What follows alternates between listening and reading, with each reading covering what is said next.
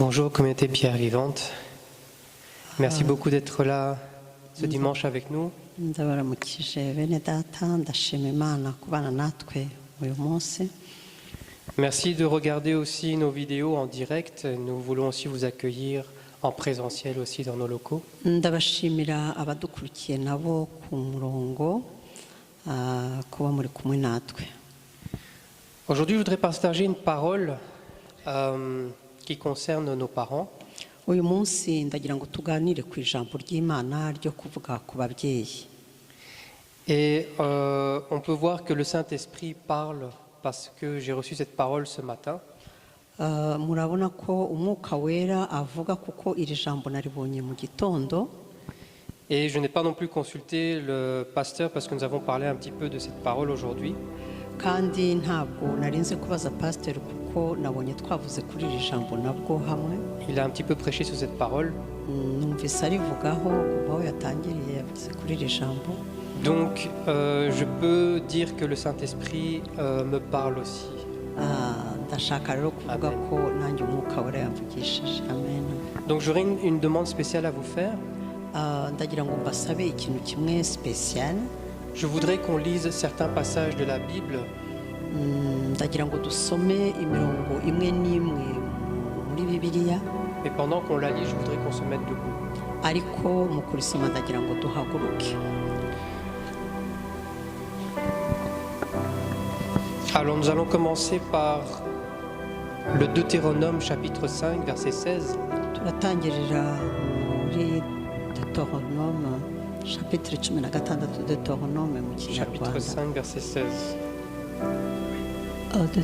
Gutegeka kwa kabiri. Chapitre 5 verset 16. Gatanu umurongo wa 16.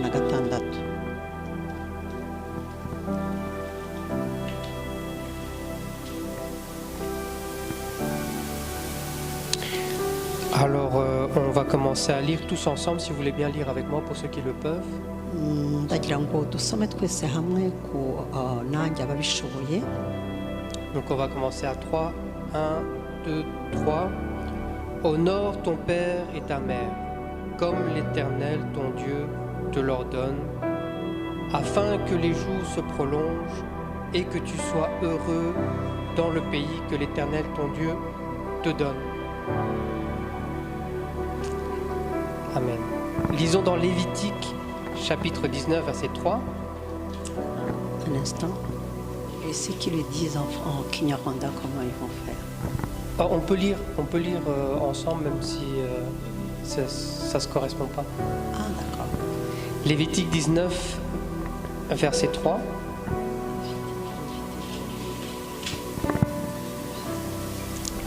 Kubara niyo Lévitique.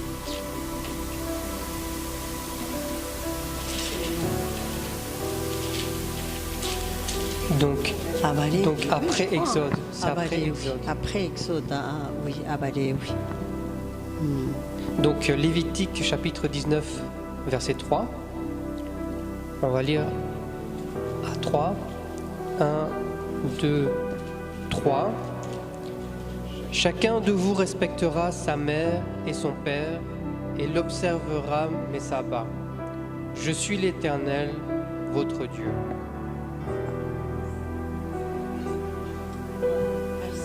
Verset 3.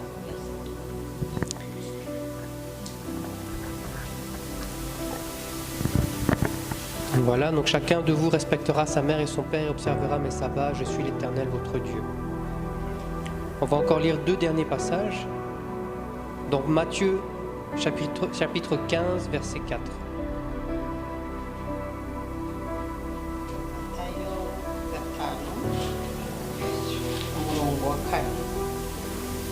Matthieu 15, verset 4. 15. Matthieu 15, verset 4.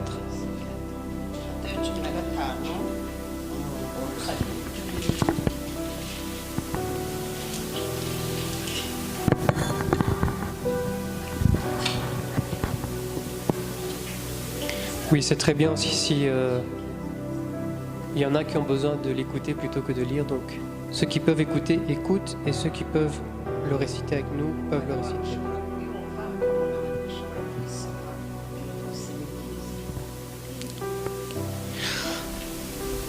Nous y sommes? Ok, lisons à 3. 1, 2, 3. Car Dieu a dit, honore ton père et ta mère, et celui qui maudira son père ou sa mère sera puni de mort. Amen. Dernier passage, c'est dans Éphésiens chapitre 6.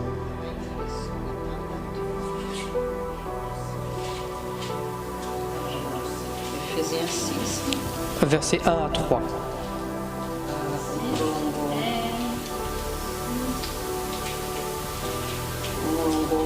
Umurongo wa mbere kugera ku murongo wa gatatu. Éphésiens 6. Amen, amen. Nous y sommes? Lisons à 3. 1, 2, 3. Enfants, obéissez à vos parents selon le Seigneur, car cela est juste. Honore ton père et ta mère. C'est le premier commandement avec une promesse, afin que tu sois heureux et que tu vives longtemps sur terre. Amen. Amen. Voilà, pour nous asseoir, merci beaucoup. Amen. Donc ici, nous avons lu plusieurs passages. Le premier qui était dans Deutéronome, qui sont donc les lois de Dieu. Ahangaha twasomye amapasaje amwe ya mbere muri Deutéronome, amategeko y'Imana. J'ai voulu lire ces différents passages parce qu'ils disent un message qui est légèrement différent pour notre compréhension. Nabasomeye na aya mapasaje natanze agiye atandukanye, aravuga bimwe ariko agiye atandukanye. Dans Deutéronome, l'Éternel Dieu, il parle de ça comme un commandement. Muri Deutéronome Imana irabivuga nk'amategeko. De respecter les parents. Kubaha ababyeyi. Dans Lévitique, il insiste sur tu respecteras ta mère et ton père. Mu Balewi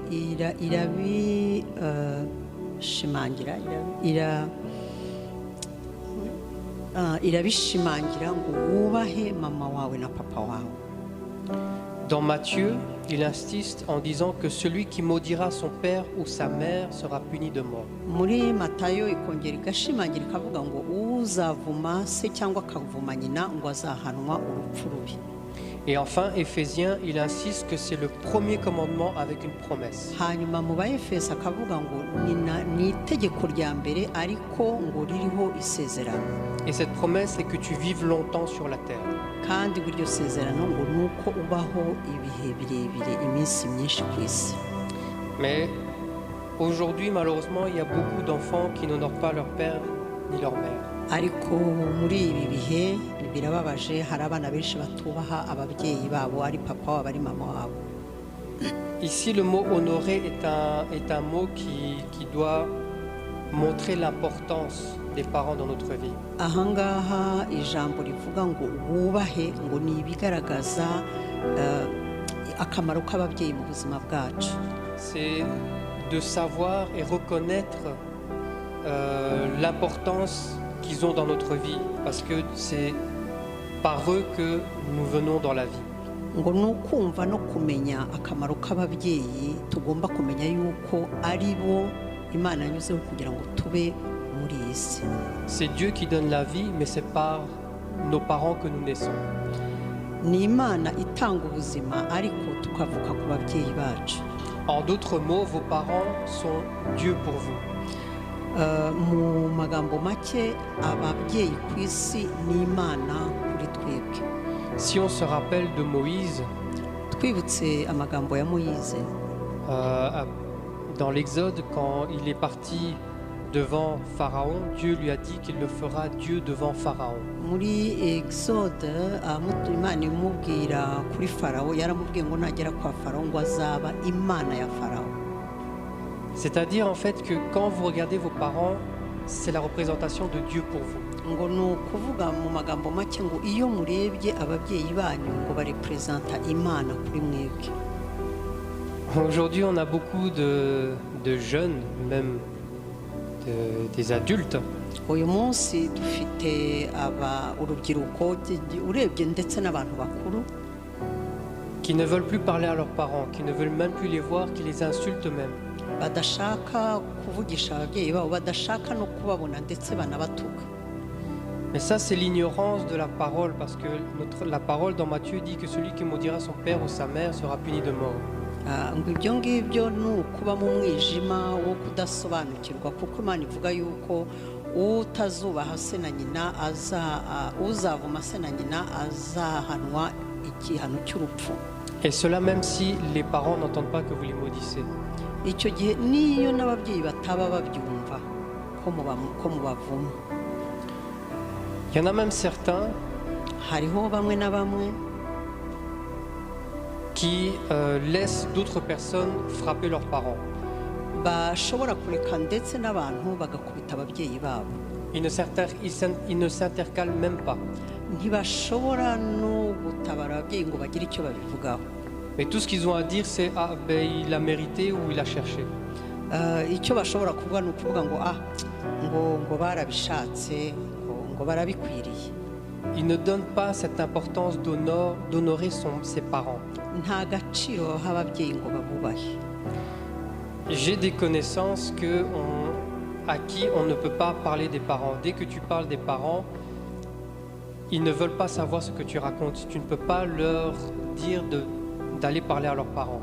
hariho abantu bamwe nzi udashobora kuvuga ababyeyi babo, udashobora no kubabwira ngo ugiye kuvugisha ababyeyi babo. Pourquoi? Parce que les parents les ont blessés. kubera iki? kubera ko ababyeyi hari aho babakomerekeje. Même si les parents t'ont blessé, la parole de Dieu dit de les honorer. ariko niba n'ababyeyi baragukomerekeje, ubwo ijambo ry'Imana riratubwira ngo twubahe ababyeyi bacu. Parce que si on lit, je vais lire moi-même dans Éphésiens, toujours chapitre 6 au verset 4, il dit ngiye gusoma jyewe jyenyine mu Baefeso 6 umurongo wa mbere ndabisubiramo.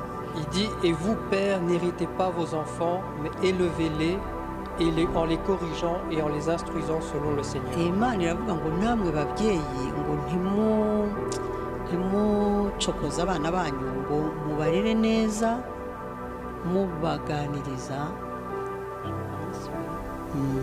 Donc c'est-à-dire ici qu'on montre que les parents doivent aussi corriger. ahangaha baratubwira ko ababyeyi nabo bagomba gukorija abana. Mais là, les enfants sont blessés jusqu'à l'âge adulte. ariko abana babakorijije barababara kugeza no mu busaza bwabo. Simplement parce que les parents les ont frappés à l'école devant leurs amis. kubera ko ababyeyi babakubise imbere y'abandi bana ku ishuri. Et à cause de ça, ils ne veulent plus parler à leurs parents. kubera ibyo ngibyo bakavuga ngo ntabwo tuzongera kuvugisha ababyeyi bacu. Parce que les parents les ont humiliés à l'école. kubera ko ababyeyi babakojeje isoni imbere y'abandi banyeshuri. Parce que les parents les ont tapés devant leur amoureux, leur amoureuse. kuko umubyeyi ashobora kuba yaramukubise imbere y'umuntu akunda, umugabo se cyangwa umugore, amoureuse. Mais aujourd'hui, je peux vous dire que cet amoureux, cette amoureuse, vous ne l'avez pas épousée et vous ne savez même pas qu'est-ce il ou elle est devenue. ariko ndagira ngo mbabwire ngo imbere y'abo bantu mwajije ababyeyi banyu mubakunda, ngo uyu munsi ntabwo muzi icyo bari cyo, ntimuzi n'icyo babaye cyo, ariko ababyeyi barahari. Et jusqu'à aujourd'hui, vous êtes blessés rien que pour ça. ariko wareba ugasanga kugeza uyu munsi muracyababaye kubera ibyo ngibyo. Parce que vous avez été humiliés. kubera yuko mwasuzuguwe. Mais ce que les proverbes disent, ariko icyo imigani tubwira, ils disent que l'humilité précède la gloire. ariko nyamara imigani iratubwira ngo guca bugufi ngo biruta kuba hejuru. Et rien que pour ça, vous ne parlez pas aux parents. ariko kubera ko ababyeyi babahannye ngo ntabwo dushaka kubavugisha. Il y en a d'autres qui disent non, moi les parents, dès qu'ils me voient, ils me tapent. hariho abandi bavuga ngo jyewe ababyeyi banjye iyo bambonye ngo barankubita. La parole te dit toujours, même s'ils te tapent, honore tes parents. ababyeyi, Imana irakubwira ngo niyo ababyeyi bagukubita ngo ukomeze ububahe. Aujourd'hui, il y a ce qu'on appelle ici en Europe la liberté d'expression. uyu munsi hari ibyo twita muri iyi minsi nka muri Europe ngo kuvuga ibyo ushatse. Donc vous avez le droit de dire toutes les insultes que vous voulez à vos parents. ugasanga mufite uruhushya rwo gutuka ababyeyi banyu ko mubishaka. Et quand vos parents vous reprennent, ababyeyi bababwira, à l'école, on vous apprend d'appeler la police contre vos parents. ku mashuri barababwira ngo muhamagare polisi ngo kontra ababyeyi banyu. Et les parents n'ont rien pour se défendre, mais ils vont directement, pas en prison, mais plutôt en maison comment on appelle ça? En maison d'arrêt. Ouais, en maison d'arrêt avant le jugement. Avant le jugement. Ugasanga abana barajya kurega ababyeyi kuko ababyeyi ntacyo bafite bakora, ababyeyi rero bakabanza kujya ahantu babajija mbere yo kujya guhanwa kujya muri prison, yo kujya mu bihano. À l'inverse, quand l'enfant ou le parent appelle la police, usanga rero bicuritse kuko iyo umubyeyi ahamagaye polisi kubera umwana, quand le parent a été blessé par l'enfant, iyo umubyeyi yakomeretse kubera umwana, on peut voir que les parents ont été blessés parce qu'ils saignent ou alors ils ont des bleus partout. Bakareba niba umubyeyi gusa yakomeretse cyangwa ava amaraso cyangwa. Là, l'enfant, quand la police arrive, on le laisse tranquille.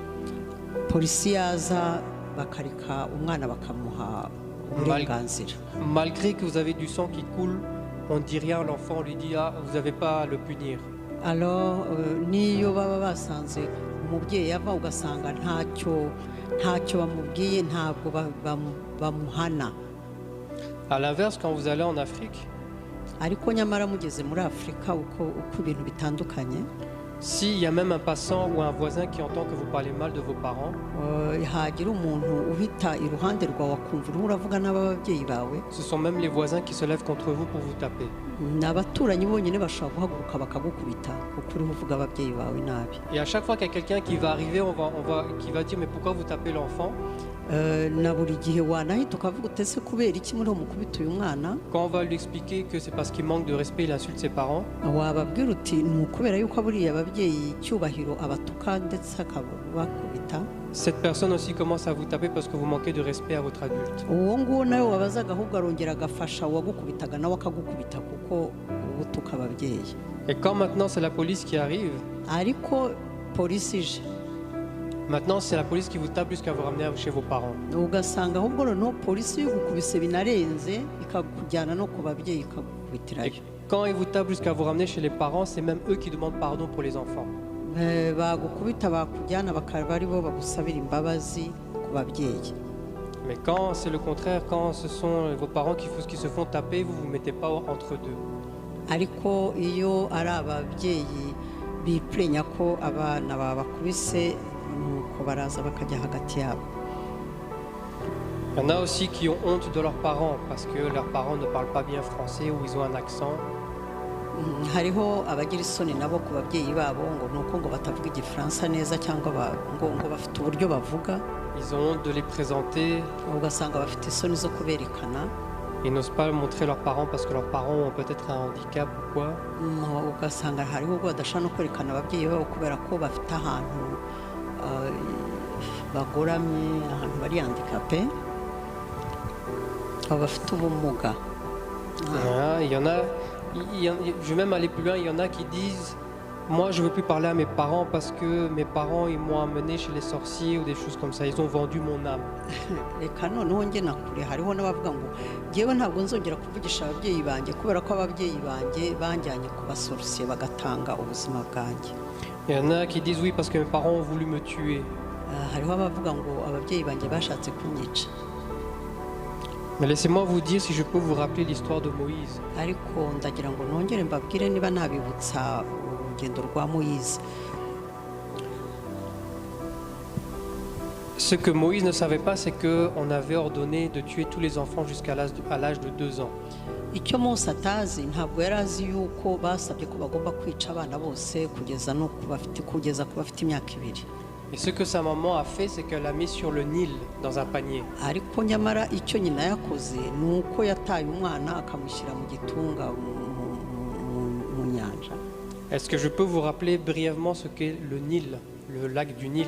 Ese nshobora kubibutsa icyo iyo lac Nil ivuga? Le lac du Nil, il est plus dangereux que les lacs de l'Amazone. Lac Nil ni mbi cyane kuruta lac Amazon.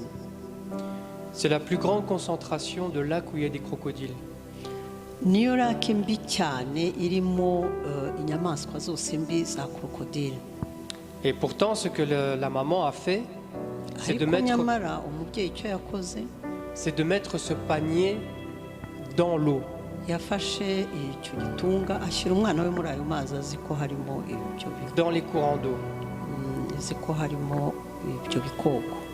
Alors vous pouvez vous imaginer combien de crocodiles qui avaient faim, avaient envie de manger et sentir de très loin ce panier avec un bébé dedans. ese muribaza inyamaswa zari zihari za krokodile zari zifite inzara zose zashoboraga gusama icyo gitunga kirimo umwana. Mais là, je vous parle seulement du courant d'eau, du crocodile, mais il y a aussi les serpents et plein d'autres. ubwo ndababwira za krokodile na ntuza ariko ntabwo mbabwiye inzoka n'ibindi kandi byose byarimo. Ce que la maman a fait par peur, ce que sa maman a fait par peur, c'est qu'elle a envoyé sa grande sœur vérifier où est-ce que le panier allait arriver. ariko icyo nyina yakoze ni ukohereza mushiki we gusa kugira ngo arebe gusa aho icyo gitunga kiri bugere. Donc on ne savait même pas où est-ce que ça allait atterrir. Sa sœur ne pouvait pas atteindre le panier, sachant que si elle atteignait le panier, elle-même allait se faire manger par les crocodiles.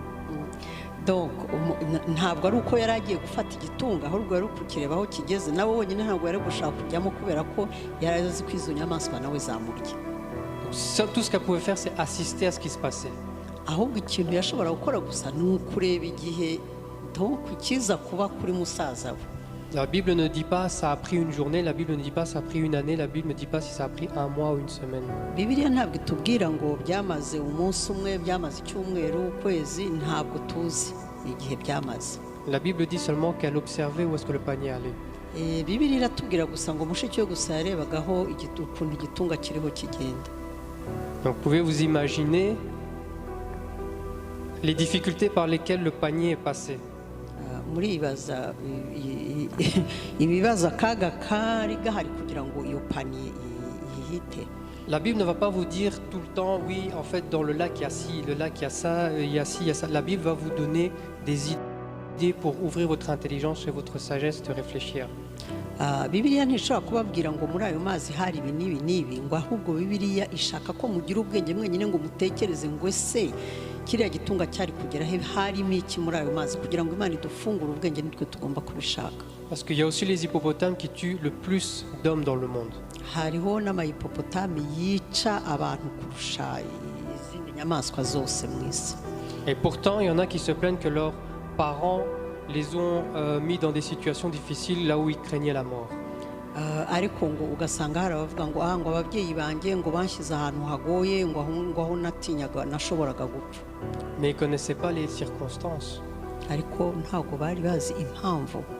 Des fois, les parents font des choses qu'on ne sait pas pourquoi ils les font, mais ils sont obligés de le faire. Hariho bw'igihe ababyeyi bakora ibintu bagomba kubikora ntabwo tuzi impamvu ariko baba bagomba kubikora. Ils se mettent dans des positions inconfortables pour les enfants. Baba iteka muri position bishyira mu mwanya mubi kubera abana babo. Baba mu mwanya ugoye, umwanya ugoranye kubera abana. Et encore, ce sont encore eux que les enfants se plaignent, qui se battent contre les parents parce que les parents ont dû prendre des décisions qu'ils ne voulaient pas prendre. Ugasanga abana nanone bariho baratonganya ababyeyi ngo kubera ko bakoze ibyo batashaka ko bakora. Parlons un peu de Joseph. Tuvuge gatoya kuri Yosefu. Joseph était le préféré des enfants de son papa Jacob. Yosefu yari umwana wa Ise yatoranyijwe wari ku mutima wa se kurusha abavandimwe be. Mais c'était le plus détesté de ses frères. Ariko nyamara ni umwana wari wanzwe n'abavandimwe be bose. Ce que ses frères ont fait, c'est que premièrement, ils ont réfléchi ensemble et l'ont jeté dans le puits où ils allaient puiser l'eau. Icyo bene se bakoze nuko bagiye inama hamwe bakamufata bakamujugunya mu cyobo kirimo amazi. En d'autres termes, ils ont assassiné leur frère. Mu magambo makeya bari bishe umuvandimwe wabo. Pourquoi? Parce qu'un puits c'est profond, il fait noir. Kubera iki? Kubera ko puits iba ni ndende cyane n'umwobo muremure kandi haba hirabura. Mais laissez-moi vous dire encore une fois que la Bible ne vous dit pas tout. Mureke nongere mbabwire yuko Bibiliya ntabwo itubwira byose. La Bible vous enseigne l'intelligence et la sagesse de réfléchir le puits, qu'est-ce qu'on y met dans un puits. Bibiliya iradusaba kugira ubwenge, gusaba ubwenge no gushishoza kugira ngo twibaze twebwe twenyine ese muri iyo puits habamo iki, hameze gute. Le puits, bien qu'il se trouve dans un endroit profond et sombre, uko iyo puits imeze kandi ari ndende kandi ari mu mwijima, il contient de l'eau propre, de l'eau pure, ibifite amazi y'umucyo qui vient d'une source d'eau vive comme on parle. abavuye muri source iri mu ubuzima, ubugingo nk'uko tubivuga. C'est-à-dire que cette eau arrive de quelque part, c'est une eau qui reste constamment en mouvement. Ni amazi aba afite umuyoboro aba avuyemo kandi agasigara ari ahantu hamwe ariko ari muri mouvement. Quand Joseph est tombé dans cette eau-là, c'était une sorte de baptême. Yosefu agwa muri ayo mazi rero byasaga nk'umubatizo, parce qu'il est tombé dans de l'eau pure pour se laver. kuko yaguye mu mazi y'umucyo aramwuhagira. Quand ses frères maintenant l'ont vendu aux passants, ubwo bene se bamugurishije ku bahisi, Joseph n'était plus la même personne. Yosefu ntabwo yari akiri uko yari ari mbere y'uko bamuta muri uwo mwobo, Parce qu'il était dans les profondeurs de la terre. kubera ko yari muri mu mwobo hasi, profondeur de la terre. Aho ngaho yagiye mu mwobo kwiyuhagira muri ayo mazi. Et dans cette profondeur de la terre, il a eu un espoir de vivre. Muri uwo mwobo warimo amazi hagiyemo kwizera kubaho, Parce que cette eau pure l'avait complètement lavé. kubera ko ayo mazi yari yejejwe, yamwejeje cyane, yamwejeje rwose. Après cela, les maîtres qui l'ont acheté, Nyuma yaho abamuguze ils sont partis en Égypte. bagiye muri Egiputa, Ils sont restés là des années, jusqu'à ce que la famine arrive. bagumaho imyaka n'imyaka kugeza igihe inzara yabereyeho, Jusqu'à ce que ses frères soient obligés de venir jusque devant lui. kugeza igihe abavandimwe be barinze kuza imbere ye. Mais lui s'est souvenu de eux, mais pas eux. We yarabibutse ariko nyamara bo ntibamwibutse. Pourquoi? Kubera iki? Parce que lui, il a pensé à sa douleur. Kubera ko we yatekereje umubabaro we. Il a vu tous les jours le visage de chaque frère, il pensait à eux. Yabonye isura ya buri wese, buri muvandimwe we yamutekerejeho buri gihe. Alors que eux, arrivés chez leur père, ils avaient déjà oublié ce qui s'était passé. Bo bagezeyo bararangije kwibagirwa ibyabaye. Quand ils l'ont vu, Bamubonye, ils ont vu quelqu'un de mature maintenant, babonye noneho umuntu wiyubashye uhumuye, un homme, umugabo, et ils l'ont pas reconnu. ntibamumenya. Et cela dit, quand ils ont demandé de la nourriture à Joseph, Icyo gihe rero basabye ibyo kurya Yosefu, Joseph, première chose qu'il a faite, il a demandé si ils avaient encore un parent avec eux. ikintu Yosefu yababajije kimwe gusa, yarababajije ngo ese ngo mufite ababyeyi. Alors, ce que Joseph il a fait, il n'a pas donné la nourriture à ses frères. Yosefu icyo yakoze ntabwo yabahaye ifunguro uwo munsi, Il n'a pas refusé de leur donner la nourriture, ntabwo yanze kubaha ifunguro, mais il a honoré son père en disant « Allez d'abord chercher votre père, amenez-le jusqu'ici. ariko kubera kubaha se yarababwiye ati mubanze mugende muzane data kugera hano. » Vous voyez, Joseph lui-même aussi, après toutes ces années, il a honoré son père. Murabona ko Yosefu icyo gihe cyose, nyuma y'iyo myaka yose, yubashye se. Malgré qu'il n'a pas vécu avec son père, c'est la première chose qu'il a faite, il a honoré son père. Nyamara muri icyo gihe, muri iyo myaka yose atabanye na se, ariko yari yubashye se. Quand Joseph est arrivé en Égypte, Yosefu amaze kugera muri Egiputa, il devait s'attendre à ce que ses parents envoient des serviteurs le chercher quelque part. yagombaga kurindira yenda ko ababyeyi bohereza umuntu uza kumushaka aho ari. Parce que ses frères ont inventé qu'il avait été mangé par des loups ou des lions, je ne sais plus exactement. Kubera ko ababyeyi bene se bagiye kubeshya yuko yariwe n'inyamaswa, Mais on devait retrouver au moins quelque chose de lui, au moins des os ou quelque chose. ariko byibura bagombaga kubona ikintu cye n'amagufa byibura ye. Donc, pendant tout ce temps, Joseph pouvait se dire son père aurait pu envoyer quelqu'un depuis toutes ces années. Yosefu rero yashobora kwibwira ati ariko se iyi myaka yose data ntiyashoboraga no kohereza umuntu akaza kunshaka.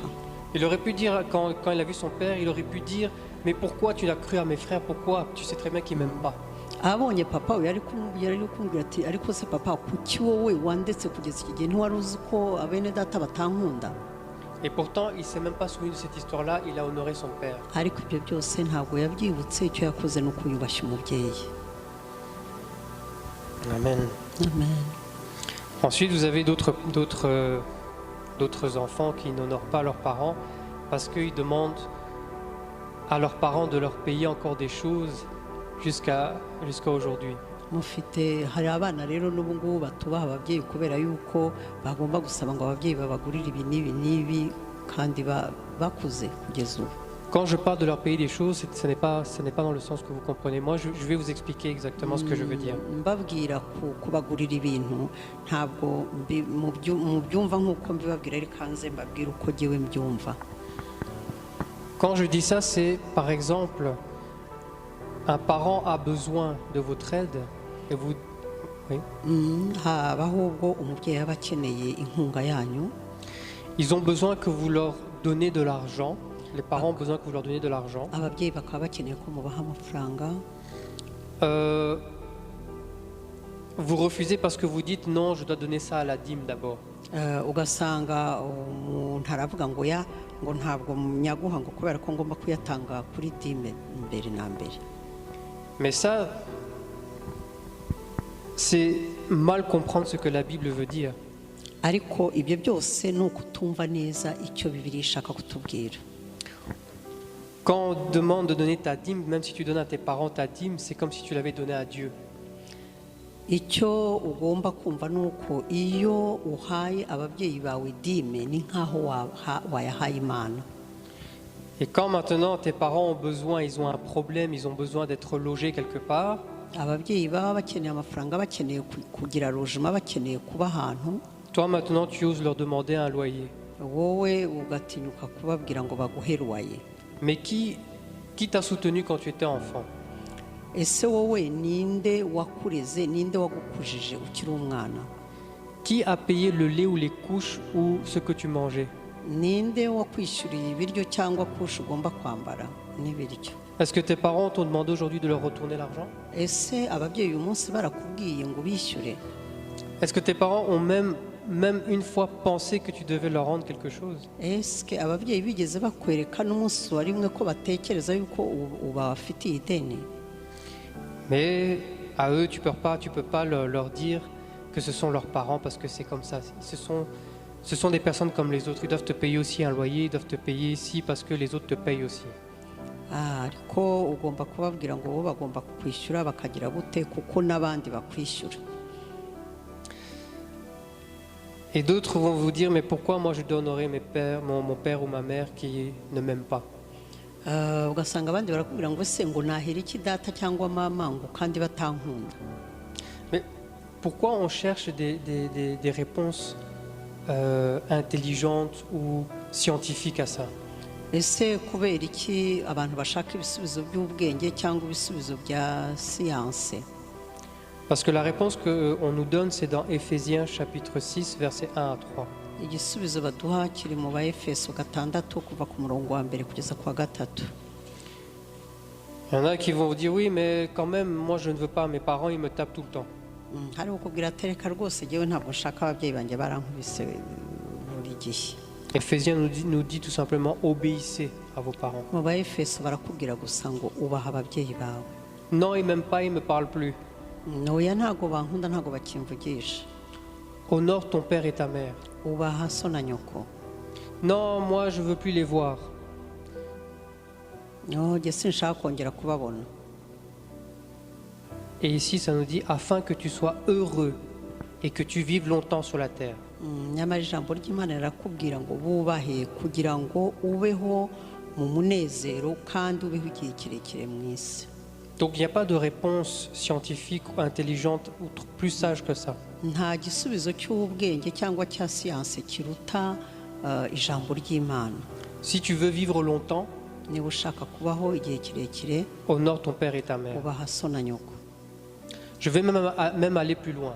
ngiye no kujya ndetse kure yaho. Dans le psaume 91, muri psaume 91 le dernier verset, il dit umurongo wa nyuma, je le rassasierai de longs jours et je lui ferai voir mon salut. ngo uzabahagisha iminsi myinshi kandi mbahe n'agakiza. Qu'est-ce que ça veut dire exactement? ese biravuga iki? Quand on dit qu'il nous rassasiera de longs jours, iyo imana ivuga ngo izaduhaza iminsi myinshi, ça veut tout simplement dire rassasier, c'est quand quelqu'un n'a plus faim. ubundi biravuga ngo kuba rasaziye ni uguhaga igihe utagifite inzara. Ça veut dire qu'il a bien mangé, même si tu lui proposes son dessert préféré, il va te dire non, il a assez. iyo wariye ugahaga niyo bakubwira ngo baguhe deseri ukunda ntawe ufite uyishyira uravuga uti nahaze. Ça veut dire qu'il est heureux, il a bien mangé, il veut plus rien de plus. aranezerewe arahaze nta kindi ashaka kongeraho hejuru. Quand on dit te rassasiera de longs jours, iyo rero imana ivuga ngo izaguhaza iminsi myinshi, ça veut dire que tu es content de la vie que tu as menée. ni ukuvuga yuko unezerewe n'iminsi wabayeho. Tu n'as pas besoin de plus. ntukeneye irenze. Même si Dieu te disait, mais écoute, demain je te donne encore un jour heureux, niyo imana yakubwira tumva ndakongereraho umunsi umwe w'umunezero, tu es capable de dire, ça va, je suis rassasié. wavuga uti mva ndahaze. Voilà, je suis rassasié de longs jours. ndahaze iminsi myinshi ndahaze. Ça veut dire que n'avait aucun regret. ni ukuvuga ngo nta kintu ufite uregreta, urahaze, wabayeho neza, nta kindi ukeneye. Ça veut dire que vous n'avez plus besoin de demander pardon à qui vous devez demander pardon parce que vous avez déjà demandé pardon. ntabwo ukeneye umuntu uzasaba imbabazi kuko warangije gusaba imbabazi. Ça veut dire que vous avez honoré vos parents. wubashye ababyeyi bawe. Il n'y a pas un jour où vous vous êtes dit j'ai pas honoré, et même si vous n'avez pas honoré, vous avez demandé pardon. hari ubwo ntabwo ushobora kuvuga ngo sinubashye, nubwo utubashye ariko wageze igihe cyo kubasaba imbabazi. Et la suite de ce verset dit et je lui ferai voir mon salut. kandi igikurikiye imana iravuga ngo kandi nzamuha agakiza. Une fois que vous aurez respecté vos parents, igihe muzubaha ababyeyi banyu, vous pourrez voir le salut de Dieu. muzabona agakiza Vous k'Uwiteka. n'allez pas voir le salut sans honorer les parents. ntabwo muzabona agakiza mutubaha ababyeyi. Vous n'allez pas être rassasié si vous n'avez pas honoré vos parents. ntabwo muzahaga ngo munezerwe mutarubashye ababyeyi. Quand vous avez des regrets, iyo mufite ibyo muregreta, mu kinyarwanda bavuga gute, kwicuza. eh bien dans ce cas-là, vous avez peur de la mort. iyo mufite ibyo mwicuza icyo gihe mutinya urupfu. Vous n'êtes pas rassasié parce que vous avez besoin de plus encore. ntabwo murahaga kuko murongera gushaka kubaho nanone. Vous avez besoin d'aller demander pardon encore, vous savez que vous n'avez pas fini. mugomba kongera gusaba imbabazi, murabizi neza ko mutararangiza gusaba imbabazi. Vous savez qu'il manque quelque chose. donc murabizi ko hari ikintu Vous kibuze, n'êtes pas en paix. nta mahoro mufite. Et quand vous êtes rassasié, ariko iyo muhaze vous partez en paix. mugenda amahoro.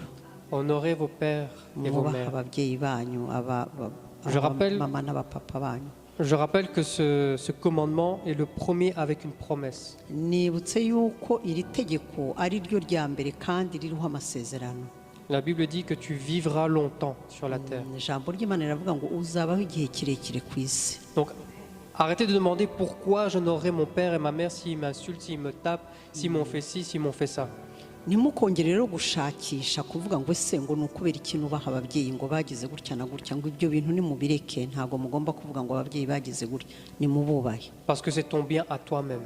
kuko ni ineza yawe wowe wenyine. C'est pas pour ton bien à tes parents, c'est pour ton bien à toi-même. ntabwo ari ineza y'ababyeyi bawe, ni ineza yawe wowe wenyine. Je voudrais demander, on finit par ici, je voudrais demander si on pourrait prier pour ceux qui ont du mal à pardonner leurs parents, pour ceux qui ne voient plus leurs parents, pour ceux qui n'ont plus de communication avec leurs parents.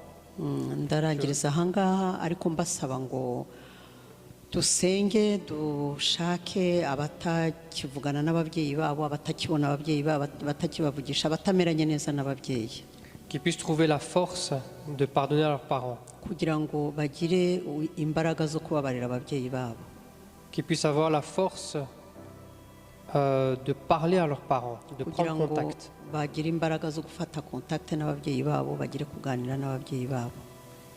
Amen. Donc je vais prier au nom de Jésus-Christ. Amen. Ceux qui veulent Dusenge se joindre à nous peuvent se joindre à nous pour la prière. abashaka bifatanya natwe ku masengesho.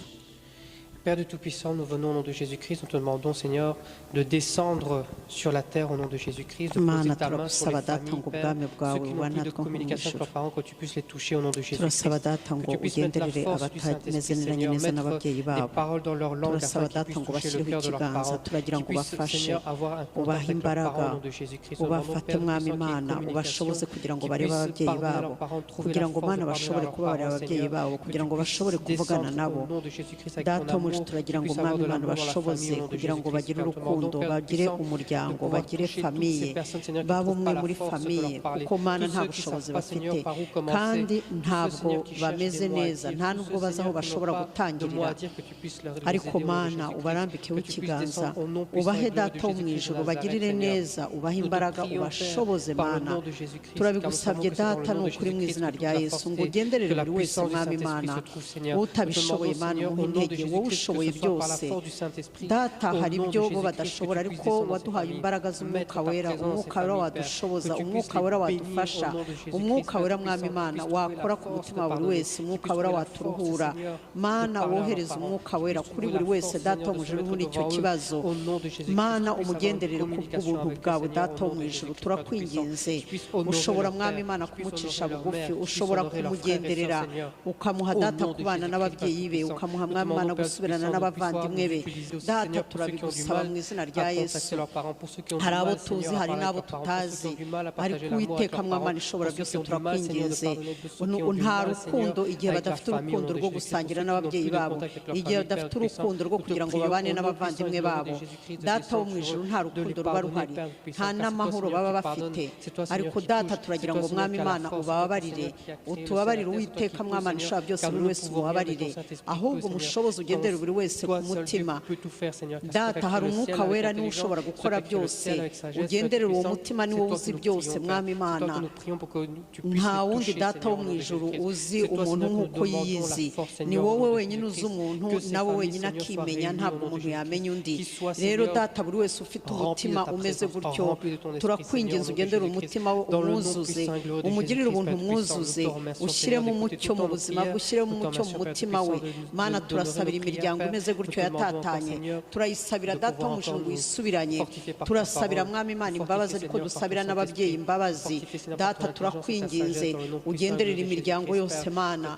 Data hari benshi Mwami Imana, ntabwo dutoranyije Uwiteka Mwami Imana ishobora byose, hari impande zose Data wo mu ijuru, hari amoko yose Mana, hari indimi zose Data, ariko Mana nk'ubwoko bwawe bose Data tubazanye imbere yawe Mana.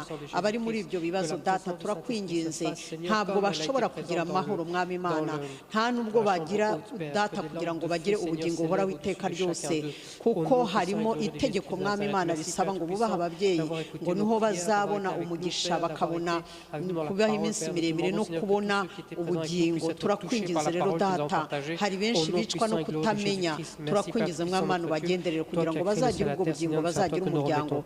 Turasabira amahoro mu muryango, turasabira umunezero mu muryango, turasabira agakiza imiryango yose. Amahoro y'Umwami Yesu Kristo aganze, tubisabye mu izina rya Yesu Kristo, amen. Amen.